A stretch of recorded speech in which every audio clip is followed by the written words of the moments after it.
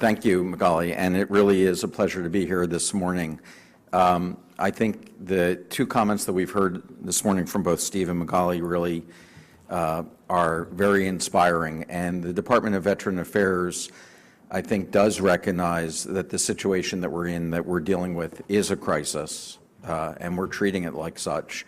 And I think you'll see that the attitude now of the Veterans Affairs Department is that while we recognize our substantial role in dealing with the crisis, we really need to do it with partners. And so we welcome and we thank everything that you're doing here. We are really amazed and really admire the efforts that are going on here under your leadership, and we're privileged to be able to be here. In a very short period of time, what I just wanted to do was to talk about the VA's role in 4 areas that are very important to all of you here today as well. And of course, Magali and Steve both mentioned the issue of veteran suicide. I wanted to, okay, I'm sorry, I just had to get used to the clicker. I wanted to just start by sensitizing you to how one of the roles of the Department of Veteran Affairs is to try to get the message out to all of you, to try to reach out to veterans in need and at risk of suicide. So let's listen to this. I'm good. I'm good. I'm good. I'm good. But I have a story, and I don't know where to start. I'm good. But I feel alone in the crowd. I'm good, but nobody understands. I'm good. The past keeps coming back. But I can't get out of bed. And I can't sleep. I'm good, but I feel overwhelmed. I'm good, but I don't feel safe. But I don't even know who I am anymore. But I still have nightmares that I don't need any help. I'm good, but I don't feel anything anymore. I'm good, but I can't live like this anymore. I'm really not so good. Are you ready to listen?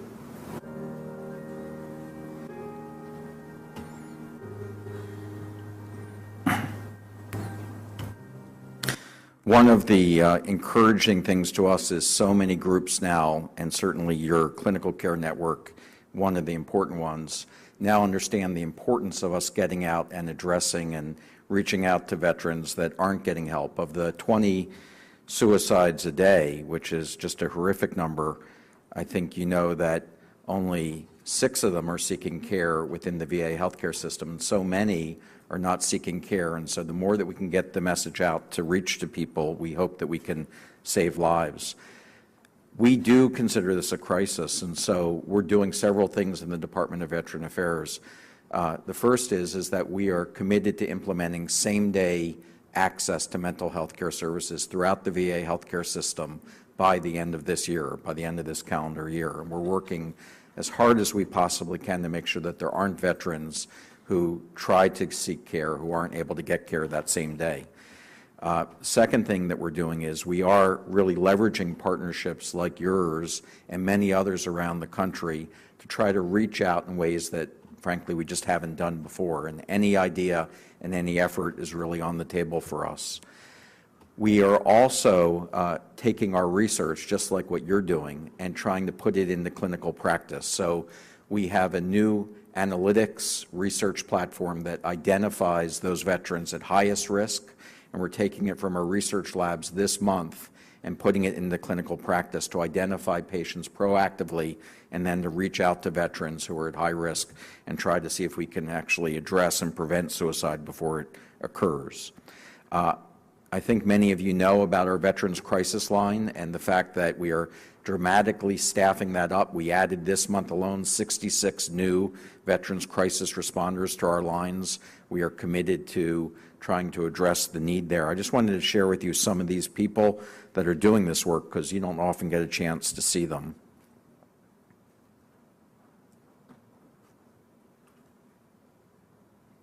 So let's see. I think it should play.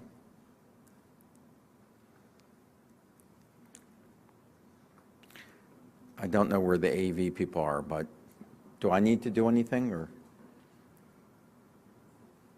Let's try that again. Oops. Let's just see. Let's give it a second and just see if maybe there's somebody in the back helping.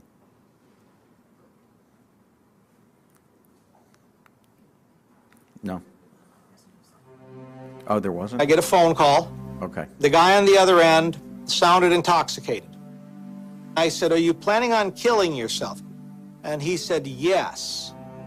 There is always this question about whether or not suicide is preventable. I am here to tell you that it is. I got him signed into the emergency room, and he grabbed my hand and he said, "Thank you for listening." No one listens.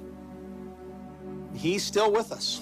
A suicide prevention coordinator is the local expert on veteran suicide. They range from being nurses to social workers to psychologists. When veterans call the crisis line, they will talk with a responder who can then set them up with their local suicide prevention coordinator. SPCs are the back half of the Veterans Crisis Line. The goal of what we do is to meet people where they're at in that really horrible moment. And get that person with a long-term provider. You got to be passionate and caring to make a good SPC. I received counseling after I got out of the Marine Corps.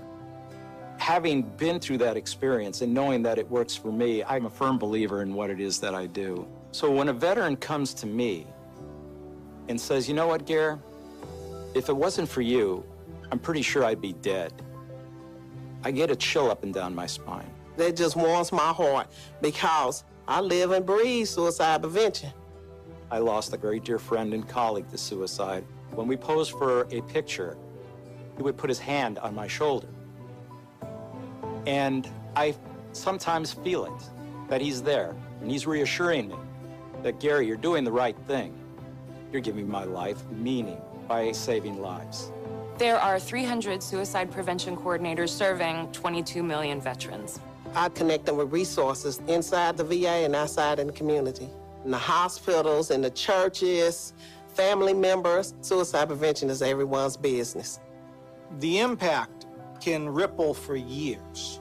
It's not just that one veteran we've saved. It's kids, mother, father, brothers, sisters, friends. We try and talk to family and friends just as much as we talk to the veteran themselves. If you're concerned about a veteran, tell them about the VA Suicide Prevention Program. Tell them about the Veterans Crisis Line. It's really easy to find a suicide prevention team in your area. Just go to veteranscrisisline.net. If you call, we will work on this together. I've got your back. We've got your back. I think my dad would be very proud of me. I want to see a world that veterans don't think about suicide and it's not an option, and they know they can come to the VA and get care and talk to Renee Brown, because I would take good care of them. So sometimes just seeing a face to the people that are working every day, like so many of you in this room, is really important to do. One of the unique things I think that I found by coming to the VA is the way that we deliver mental health care. We do it in a way that's integrated with primary care. I'm a primary care physician. I've never practiced that way. Today I practice in Manhattan.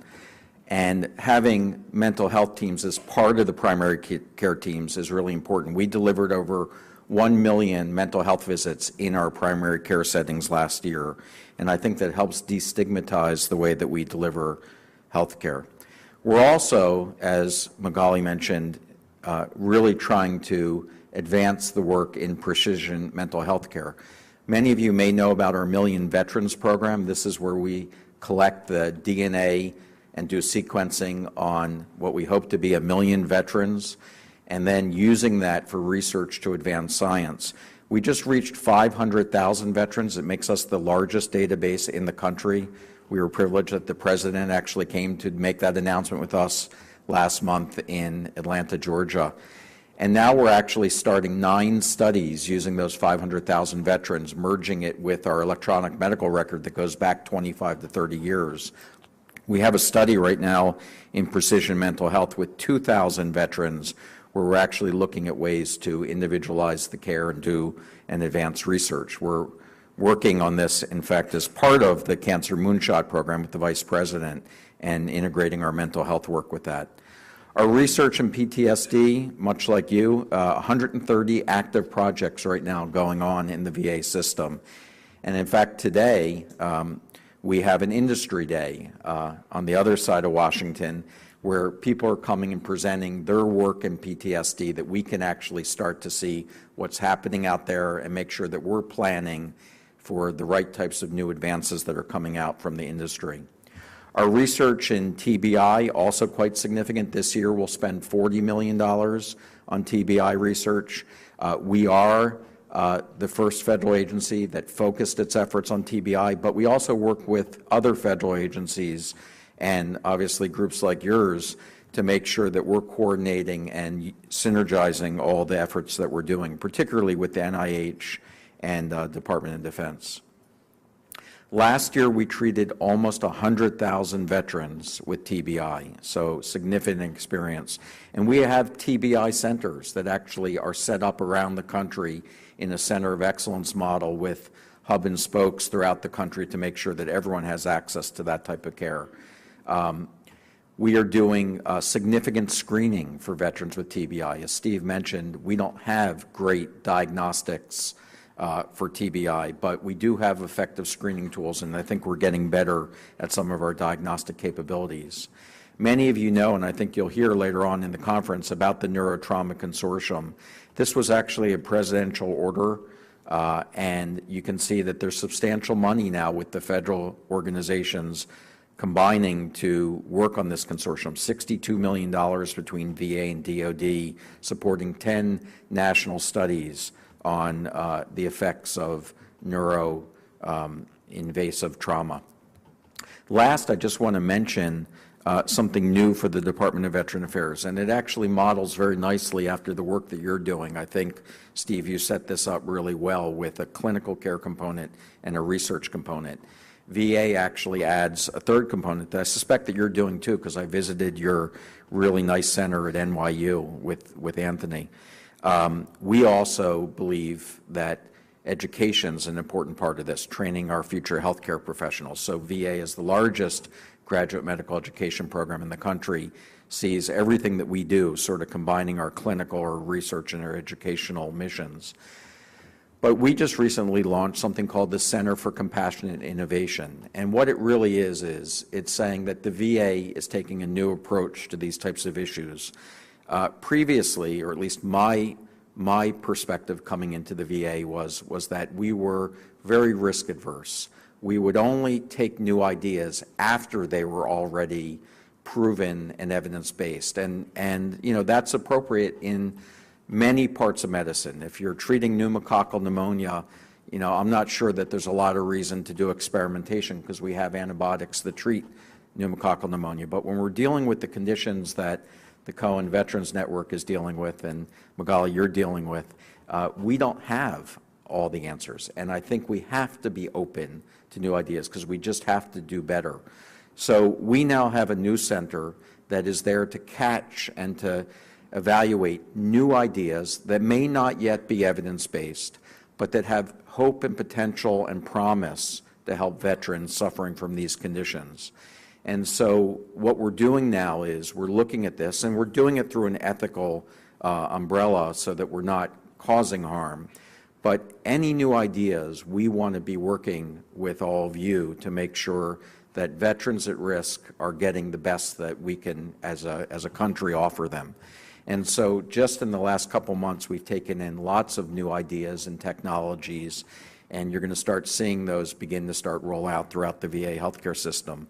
I think the first one that we did, which is not rocket science, but I hope it will make a difference, is that we expanded our use of service dogs for veterans who have emotional issues and other disabilities. And even though we have a 4-year study underway to look at whether there actually is evidence to suggest that helps, it's just common sense that to me that we shouldn't be withholding this from veterans while this research is going on. So through this type of approach, we've expanded our use of service dogs to new populations of veterans, and we hope that that's going to help. So just wanted to make you aware of that. I know many of you have ideas. I hope that you'll experience that VA is more open than it has in the past, and we've gotten there by listening and learning from groups like yours and listening to families like the Summers family, who I know is here, who has been a strong advocate for